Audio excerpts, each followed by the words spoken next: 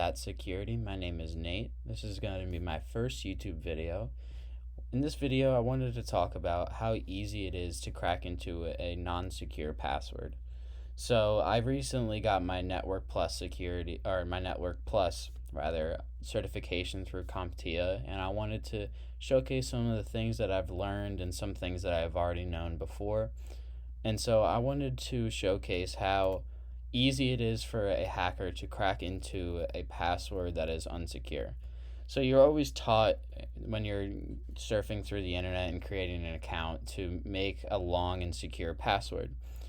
But people really don't explain why this is so important. And that's just what I wanted to showcase here. So this is a little program I made. It took me about 10-15 minutes. It's very, very simple. It uses an OpenSSL plugin to basically create an MD5 hash through a dictionary. So this is the dictionary. It's a 100,000 lines of basically just very common passwords that people use on a daily basis. And basically what this program will do is create an MD5 hash. An MD5 hash is just, so basically when you make an account on a website, you enter your email and a password, and then on the database, what it'll do is it will store your password in a hashed algorithm. This one is MD5 hash, which is a very old hashing technology that's not very used very often, but in some old databases, they still use MD5 hash. It's very insecure as it doesn't use a very good algorithm, but it's still used. And this is just a very simple. So they have these programs that will work with a way more secure hashing algorithm. But just to have a good understanding of what I'm going to be talking about, I just wanted to create this. And so what it like I was saying, what it does is it'll create a hash, MD5 hash of so it'll make an MD5 hash of all of these 100,000 lines of dictionary passwords. And what it'll do is you'll enter an MD5 hash of, say, 1100. So let's create a MD5 hash for that. So this is the MD5 hash for 1100. And so basically what this program will do when I run it, it will ask me for the MD5 hash target. So we're trying to crack this password right here. And so what I'll do is enter that, and then enter the file path, which is going to be cracked.txt. And that txt file is just 100,000 lines of the most common passwords.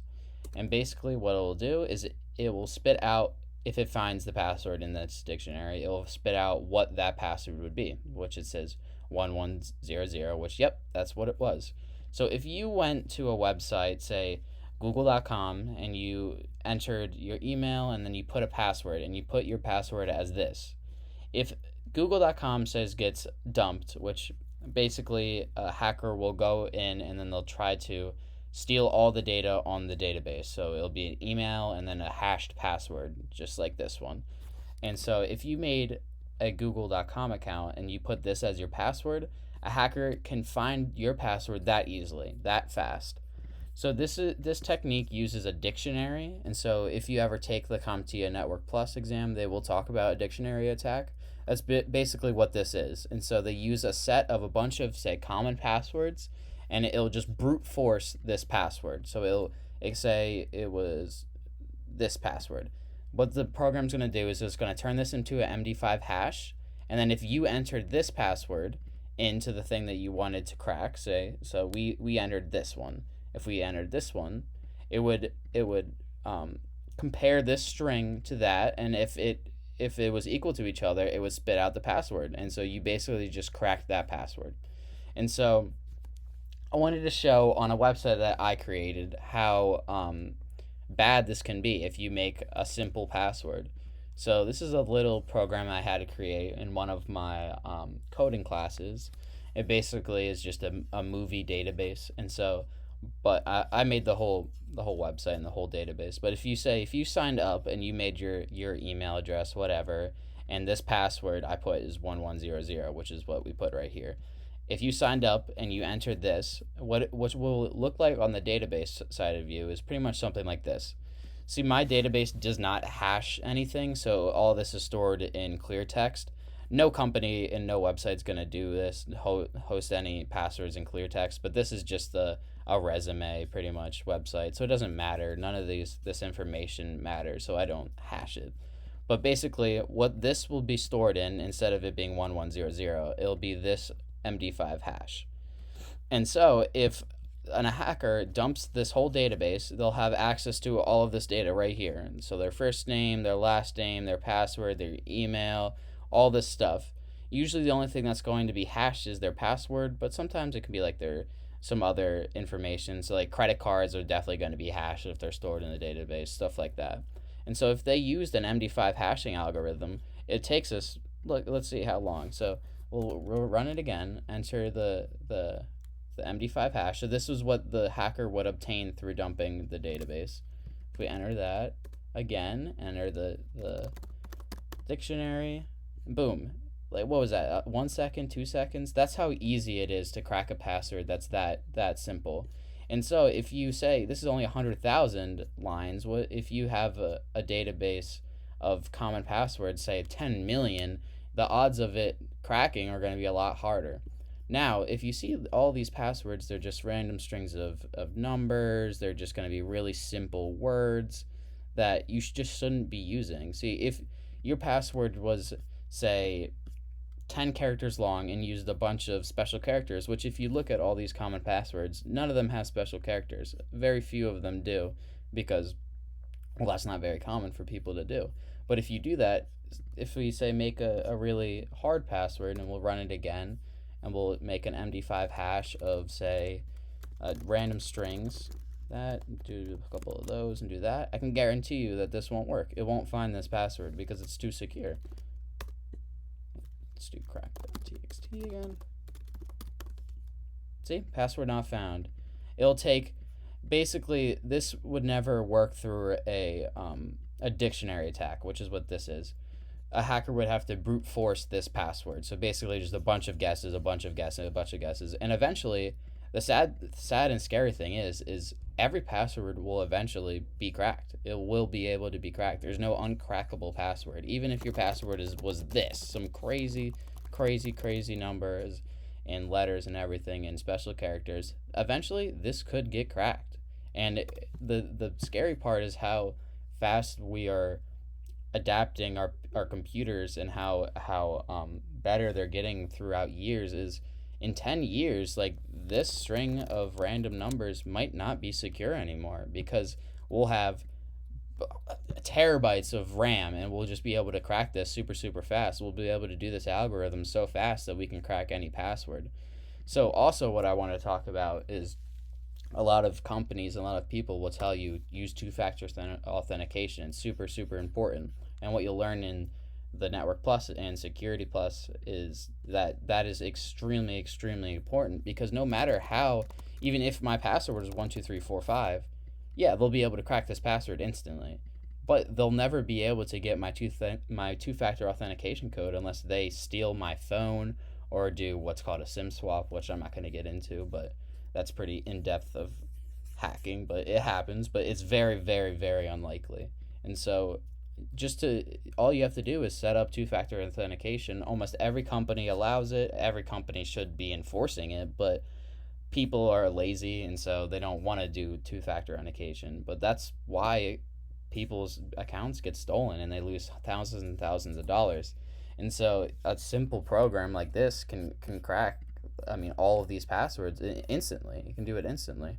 And so this is just a very common, just letters and names. And also another thing that you should stir away from. So my name is Nate. And so if my email was nate@gmail.com, right?